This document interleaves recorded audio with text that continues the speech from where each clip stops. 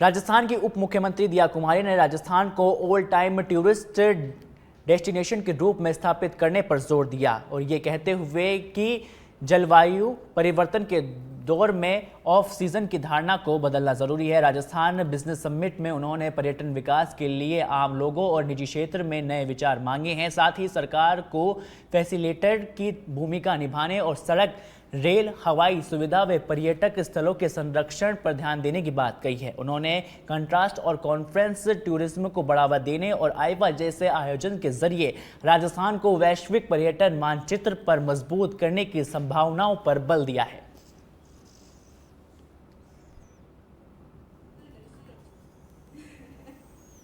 I like everything. I love sweets, so I would say Which sweet? Your most likely one. Ghevar I like. Oh, yeah, that's a traditional dish I from actually like Rajasthan. it. Yeah. It's not just saying it for the heck of saying. Which social media platform do you?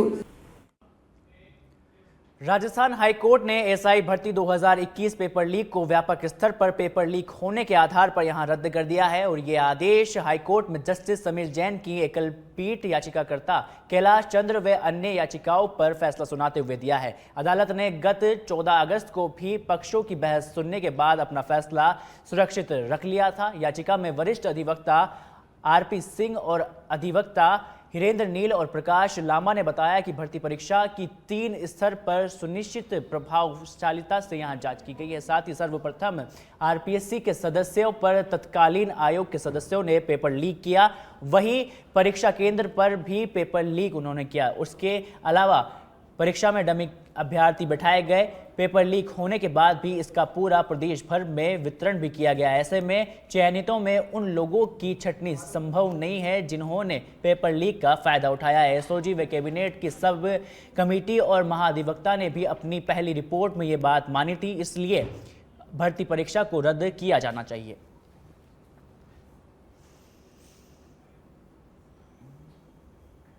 आज हमें inform करा गया कि थोड़ी देर में मामला में सूचीबद्ध है और मामले में फैसला आएगा। तो हम लोग कोर्ट के समक्ष गए थे। मैं आपको बताना चाहता हूँ कम से कम 200 पन्ने का जजमेंट है ये और इसका कंक्लूजन में स्पष्ट कहा है कि पूरी भर्ती रद्द होगी और कोर्ट ने बहुत आरपीएससी को सवालों पे घेरे पे घेरा है। रामूराम रायका की संलिप्तता बताइए, बाबूलाल कटारा, उसके अतिरिक्त 4 लोगों की संलिप्तता आरपीएससी के मेंबर, इसमें चेयरमैन भी शामिल है क्योंकि ये लोग उनके घर गए थे कि इनको इंटरव्यू में अच्छे मार्क्स थे। तो उस जांच रिपोर्ट में ये नहीं आ रहा कि उन्होंने मना कर दिया, उन्होंने बोला हम देखेंगे। तो कोर्ट ने बोला है कि उनकी भी संलिप्तता है और बड़ी संलिप्तता है। कोर्ट ने पूरी भर्ती रद्द कर दी है। ये वाले पद अब नई भर्ती में जोड़ेंगे।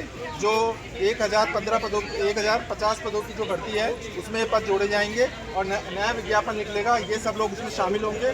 कोर्ट ने कहा है कि मैं भी ये मानता हूँ कि इसमें कई लोग सही होंगे, लेकिन ये कि जनहित का मुद्दा था और इसमें पेपर लीक आज सोशल मीडिया पे हुआ है। ये कभी आइडेंटिफाई करना मुश्किल है कि लोग लोकतंत्र का चौथा स्तंभ बनके सरकार की तानाशाही से लड़े, सरकार की हठधर्मिता से लड़े। वास्तव में तमाम पूरे प्रदेश में आज न्यायपालिका के माध्यम से युवा बेरोजगारों की जीत हुई है और हमारा संघर्ष रंग लाया है। निश्चित तौर पर कहीं ना कहीं ये जो फैसला लैंडमार्क जजमेंट है आने वाली भर्तियों में पेपर लीक माफियाओं के खिलाफ एक नजीर के तौर पर साबित होगा। इंतजार किया जा रहा था काफी समय से और आप लगातार एक सुनवाई में मैंने देखा है कि आप हमेशा यहाँ पर मौजूद थे और एक चीज को पहलू से आप ध्यान से सुन रहे थे। अब क्या लग रहा है कि इस मौके से आया है तो बाहर जो लोग बैठे उनके चेहरे पर मुस्कान आती नजर आई? बिल्कुल सर, हमारे घर वाले भी परेशान हो गए। कितना लड़ोगे इस सरकार के खिलाफ, आप जीत नहीं सकते। शहीद स्मारक से कोर्ट से शहीद स्मारक, लेकिन तमाम संघर्षों के बावजूद 3 दिन टंकी पे। देखिए, कोर्ट ने जो एसआईटी की रिपोर्ट्स रही हैं, जो एफआईआर दर्ज हुई हैं और जिसमें ये माना गया है कि आरपीएससी के चेयरमैन और उस वक्त के जो मेंबर्स रहे हैं बाबूलाल कटारा, रामू रायका, इन सब के द्वारा इन्वॉल्वमेंट से भर्ती प्रक्रिया में काफ़ी गड़बड़ियाँ हुई हैं, उसको लेकर के कोर्ट ने आरपीएससी पर काफ़ी टिप्पणी करी है और इस वजह से भर्ती प्रक्रिया को निरस्त किया है। इसी मामले को लेकर के खंडपीठ के अंदर भी जनहित याचिका आरपीएससी के कार्यकलापों को लेकर के उन्होंने दर्ज कर कोर्ट ने आदेश किया है कि जनहित याचिका मानी जाए और सरकार के द्वारा जो रिपोर्ट्स सरकार की इन्वेस्टिगेशन टीम द्वारा जो कोर्ट को दी गई थी और सरकार की कमेटी ने भी ये ओपिनियन दी हुई थी कि अगर भर्ती प्रक्रिया में और गड़बड़ियाँ पाई जाती हैं तो उसको निरस्त किया जा सकता है। उसको और एडवोकेट जनरल साहब की पहले जो ओपिनियन रही है उसको आधार मानते हुए कोर्ट ने कहा है कि सरकार की भी मंशा रही है कि और गड़बड़ियों पर इसको रद्द किया जा सकता है। तो अब तक की जो राजस्थान हाईकोर्ट ने बड़ा फैसला सुनाते हुए सब इंस्पेक्टर भर्ती परीक्षा 2021 को रद्द कर दिया है। यह फैसला पेपर लीक के गंभीर आरोपों के बाद यहां सुनाया गया है। इसको लेकर कैबिनेट मंत्री डॉक्टर किरोड़ी लाल मीणा ने क्या कुछ कहा है, आपको सुनाते हैं। इस वक्त डॉक्टर किरोड़ी लाल मीणा हमारे साथ है, उनसे बातचीत करने की कोशिश करेंगे। देखिए डॉक्टर साहब, एसआई भर्ती रद्द हो गई है, फर्स्ट रिएक्शन क्या है आपका? भाई मैं तो शुरू से ही कह रहा हूँ, पिछले रात से ही आंदोलन किए, धरने दिए, प्रदर्शन किए, ठंडी सड़कों पर पड़े रहे, गिरफ्तारी भी की। तो पिछले राज ने तो पेपर न तो रद्द किया न किसी की गिरफ्तारी की। अब भजनलाल सरकार ने 58 थानेदारों को जेल में डाल दिया, आरपीएससी के मेंबरों को शिक्षे में डाल दिया। 15 साल राजस्थान के मुख्यमंत्री ने है, उनके पीएसओ को जेल में डाल दिया। तो कार्रवाई तो हुई है। हाँ, ये जो है हाईकोर्ट ने आज फैसला दिया है, ये मेरी भावना के अनुकूल मैं मानता हूँ, क्योंकि मैंने पिछले राज्य में भी उठाया, हमारे राज्य में भी कहा भाई बहुसंख्यक बेरोजगारों की मांग है, इसको रद्द कर देना चाहिए। डॉक्टर साहब, भावना की एक बड़ी बात की, लेकिन आज कहीं ना कहीं उन बेचारे बच्चों की भी भावना आहत हुई है। इसको मैं मानता हूँ, उनकी आहत हुई है। तो ये पिछली सरकार की लेट लतीफी के अनिर्णय के कारण हुई है।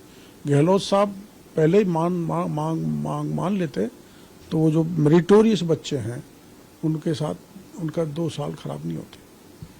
डॉक्टर साहब, हनुमान बेनीवाल के वो कह रहे हैं कि डॉक्टर साहब मेरे धरने में नहीं आए। हाँ, गलती हुई, अब आगे धरना देंगे तो चला जाऊंगा। क्रेडिट किसको जाता, क्योंकि देखिए वो भी धरने पर बैठे थे। हनुमान बेनीवाल जी को। न कोर्ट को क्रेडिट है, न पार्टी किसी को, बीजेपी कांग्रेस को है, न गहलोत साहब को, न भजनलाल को, न डोटासरा को, न दिव्या को है, न ज्योति को है, न मीडिया को है। सारा क्रेडिट हनुमान बेनीवाल जी को है। डॉक्टर साहब, आपने अभी दूसरे मीडिया साथी को बयान दिया है कि हनुमान बेनीवाल की भी एक सुप्रीमो, उसका भी एक नाम अपने जिक्र किया, क्या कुछ पूरा मामला है? अब बताएंगे पत्रकार वार्ता करके, वो पेपर लीक में शामिल थी। तो ये थे हमारे साथ डॉक्टर किरोड़ी लाल मीणा, जिन्होंने हमें एसआई भर्ती को लेकर अपना रिएक्शन दिया। कैमरा पर्सन गिरीश के साथ राहुल जागीर, सच पे दरक, जयपुर। बीजेपी प्रदेश अध्यक्ष मदन राठौड़ ने कैबिनेट मंत्री सुरेश सिंह रावत के पुष्कर स्थित निवास पर जाकर उनके पिता स्वर्गीय सूरज सिंह रावत के निधन पर शोक व्यक्त किया है। राठौड़ ने उनके चित्र पर पुष्पांजलि अर्पित कर श्रद्धांजलि दी है और पुण्यात्मा की शांति के लिए प्रार्थना की है। उन्होंने परिजनों से मिलकर उन्हें इस दुखद समय में संबल प्रदान करने की कामना की। राठौड़ ने स्वर्गीय रावत को सम्मानित, विनम्र और समाज सेवी व्यक्तित्व वाला बताते हुए कहा है कि उनका जीवन प्रेरणा स्रोत है और उन्होंने रावत परिवार के साथ पार्टी की संवेदना व्यक्त की।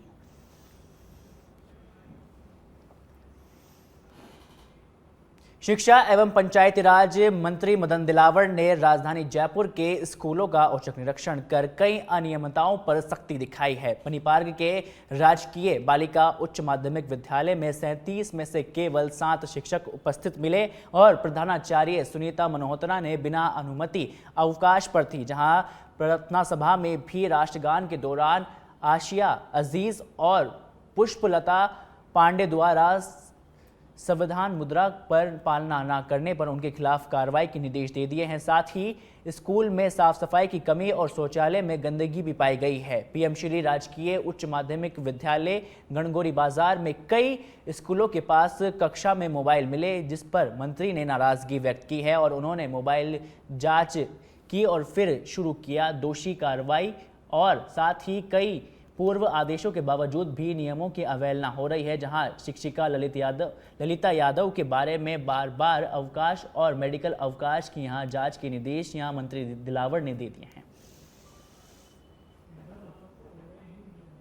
जैसलमेर के पोखरण से खबर, कैबिनेट मंत्री अविनाश गहलोत पहुंचे हैं पोखरण। माली समाज के लोगों ने किया है उनका भव्य स्वागत। नगर पालिका अध्यक्ष मनीष और पार्षद इस दौरान मौजूद रहे। एसआई भर्ती परीक्षा को लेकर मंत्री अविनाश गहलोत मीडिया से भी रूबरू हुए हैं और कहा है कि भर्ती परीक्षा मामले में राजस्थान सरकार ने मजबूती से रखा था अपना पक्ष और आगे की रणनीति को लेकर राजस्थान के सीएम भजनलाल शर्मा जो भी फैसला करेंगे उनके साथ रहेंगे। में लोक देवता बाबा रामदेव जी का मेला का उत्सव भी चल रहा है और साथ में हमारे राष्ट्रीय स्वयंसेवक संघ का प्रकल्प है सक्षम, उसका नेत्र कुंभ भी चल रहा है जो 31 जुलाई से शुरू हुआ और 2 तारीख को उसका समापन है। तो लगभग 33 दिन तक चलने वाले इस कुंभ में हजारों लोगों की आंखों का चेकअप हुआ, उनको चश्मे वितरण किए गए, उनका ऑपरेशन किया गया निःशुल्क। और मैं सोचता हूँ कि इतना परोपकार का काम संघ के कार्यकर्ताओं के द्वारा किया गया और निश्चित एक बड़ा पुण्य का काम है। साथ ही लाखों की संख्या में भक्त लोगों ने यहाँ रामदेव जी के दर्शन किए उनकी समाधि पर और मत्था टेक करके राजस्थान प्रदेश की और उनके परिवार की खुशहाली की कामना करी है। आज मैं भी उससे सक्षम के नेत्र कुंभ में आया हूँ और बाबा रामदेव जी के मंदिर के दर्शन करने का कार्यक्रम है। यहाँ पोखरण के अंदर जो भारतीय जनता पार्टी के कार्यकर्ता हैं, समाज बंधु हैं, उनके साथ में एक सामाजिक सद्भाव की बैठक हुई है, उनके साथ बातचीत हुई है। तो आज रामदेवरा का कार्यक्रम है। जयपुर के चौमू से खबर है, जेतपुरा में जमीनी विवाद ने मामले में इस बार तूल पकड़ लिया है। विवादी रास्ते को लेकर दो पक्षों में बनी है तनातनी। रास्ता बंद होने से गांव के लोग आवाजाही को लेकर परेशान होते हुए नजर आ रहे हैं। सूचना मिलते ही चौमू पुलिस जाब्ते के साथ पहुंची और मौके पर पहुंचकर प्रशासन ने लोगों से शांति बनाए रखने की यहां अपील की है। प्रशासन द्वारा रास्ता खुलवाने के लगातार प्रयास जारी हैं। भरतपुर के बयाना से बड़ी खबर, गंभीर नदी की रपट पर ट्रैक्टर बहा है, जहां पानी के वेग से चालक ने कूदकर बचाई है अपनी जान। पानी के तेज बहाव को पार करने के दौरान यह दर्दनाक हादसा हुआ। साथ ही सदर थाना क्षेत्र के गांव में स्थित गंभीर नदी का यह पूरा मामला बताया जा रहा है।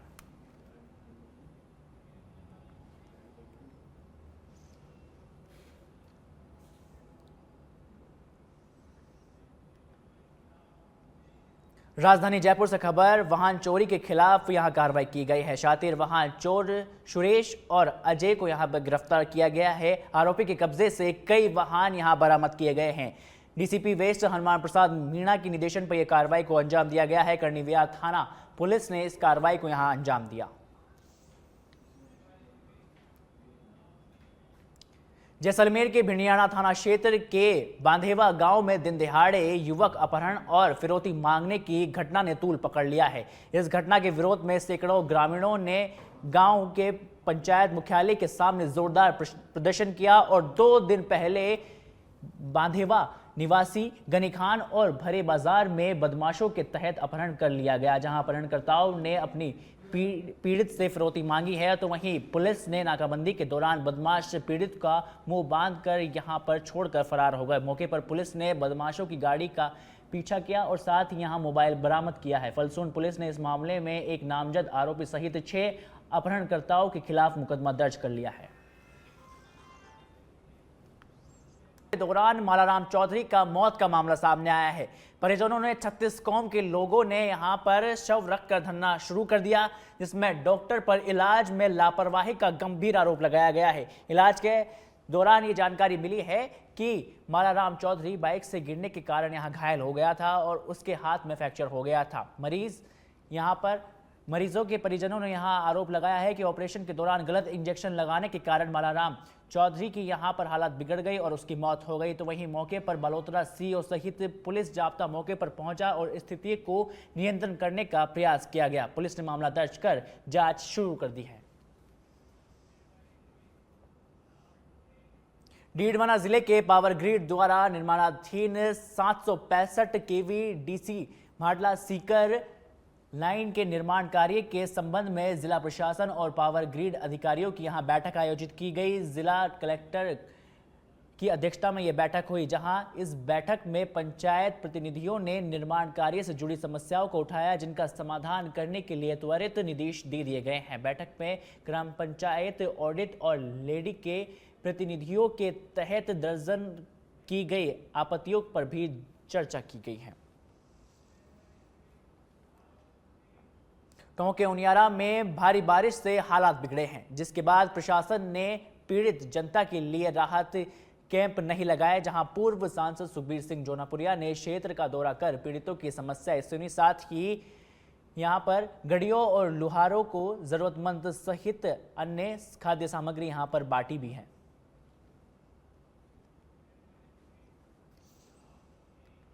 सीकर जिले के दातारामगढ़ विधानसभा क्षेत्र के गांव जीर्णवास में प्रस्तावित 108 कुंडीय श्री राम महायज्ञ को लेकर विवाद गहराया गया है, जहां स्थानीय लोगों ने आरोप लगाया है कि आयोजन समिति के तहत एससी और एसटी समुदाय के लोगों को इस धार्मिक आयोजन में शामिल होने से रोका जा रहा है, तो वही धमकियां भी दी जा रही है। गांव के ग्रामीणों ने जिला कलेक्टर को ज्ञापन सौंपकर इस मामले में हस्तक्षेप की मांग की है। साथ ही शिकायत में चेतावनी दी गई है कि यदि दलित और आदिवासी समाज के लोगों को महायज्ञ में शामिल नहीं होने से रोका गया तो संविधान और कानून का उल्लंघन मानते हुए एफआईआर भी दर्ज कराई जाएगी।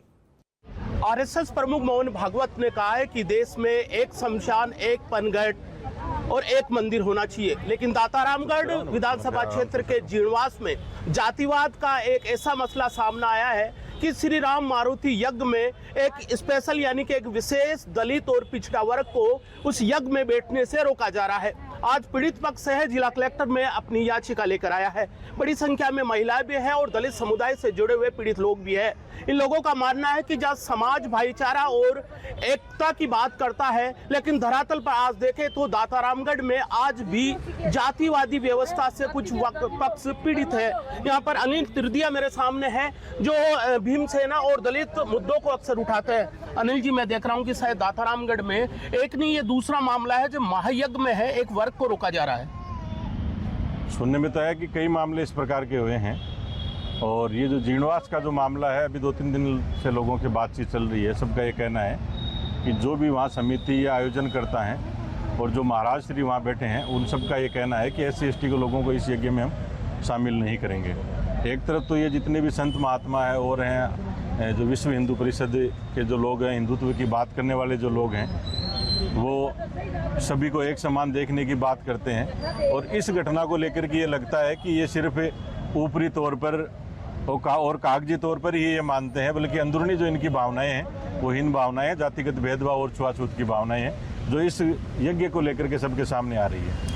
एक बात कहा जाता है कि एक परंपरा बनी हुई है कि एक वर्ग है वो सदियों से नहीं बैठा जा रहा था यज्ञ में, तो ये उस परंपरा को नहीं तोड़ रहे हैं। उनके समर्थक मान रहे हैं कि ये तो सदियों की परंपरा है, इसे तोड़ने से तो गलत मैसेज जाएगा। नहीं, इस प्रकार का तो कुछ नहीं है। अपन बात करें तो आज़ादी के आज इतने वर्षों बाद में आज भी यही हीन भावनाएं जब लोग लेकर के बैठे हैं और एक तरफ अपन बात करते हैं कि हम सब एक समान हैं। मैं ये चाहता हूँ कि सीकर में इस प्रकार का माहौल ना बने, सभी भाईचारे से रहें, सद्भाव बना रहे और जो संत महात्मा वहाँ बैठे हैं उनको भी इस यज्ञ के माध्यम से मैं चाहता हूँ कि वो सब मानते हैं कि कोई ना कोई ऐसी एक शक्ति होती है जो इनको सद्बुद्धि दे और वो इस प्रकार का माहौल इस जिले में खराब नहीं करें। कौन सी कमेटी है, कौन सा यज्ञ है, थोड़ा विस्तार से बताइए। मेरे सुनने में तो यह है कि चित्रवाल कोई बालाजी है वहाँ, उसकी जो सेवा समिति है और एक महाराज जी हैं जो बल्डा धाम है नागौर जिले में, उसके महाराज जी सीताराम दास जी महाराज जो हैं, वो ये सब मिलकर के ये यज्ञ करवा रहे हैं। दौसा के लालसोट में रामगढ़ पचवाड़ा थाना पुलिस ने कार्रवाई करते हुए ठगी के 2 आरोपियों को गिरफ्तार किया है। थाना इंचार्ज मदनलाल मीणा ने बताया कि आरोपियों ने दिल्ली मंत्रालय में सरकारी नौकरी लगवाने के नाम पर युवकों से 5 लाख रुपए की ठगी को अंजाम दिया था।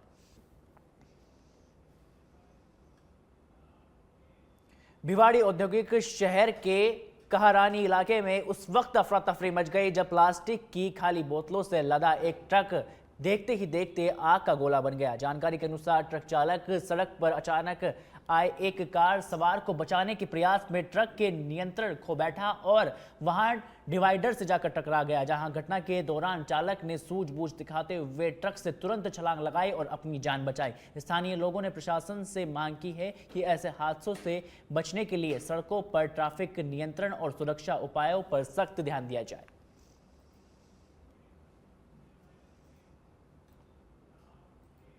करौली में विद्युत विभाग ने अवैध बिजली कनेक्शनों के खिलाफ बड़ी कार्रवाई की है, जिसमें 550 जंपर जब्त यहां किए गए हैं। ये कार्रवाई चोबापाड़ा, कहार घाड़ और डोली खार के साथ ही जामा मस्जिद, तांबों की टोकरी और नदी दरवाजा जैसे क्षेत्रों से होती हुई की गई है। साथ ही सतर्कता दल ने यहां कई दिनों से चल रहे अभियान के तहत विद्युत चोरी को रोकने के लिए ताबड़तोड़ कार्रवाई जारी रखी है, जिसमें विभाग को हो रही राजस्व घाटे को यहां अब मदद मिलेगी।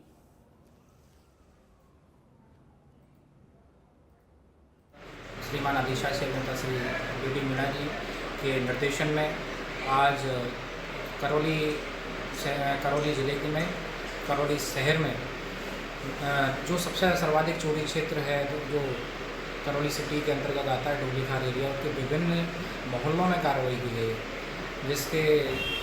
जिसमें मैं स्वयं और मेरे सहायक अभियंता श्री ललित बाबर जी, कनिष्ठ अभियंता श्री सुरेंद्र कुमार शर्मा जी एवं मैं। बूंदी में नाबालिग बालिका के साथ दुष्कर्म और अपहरण के मामले में राजधानी जयपुर के सिद्धि कैंप रोडवेज बस स्टैंड पर 2 और अभियुक्तों को यहां बापरता गिरफ्तार किया है।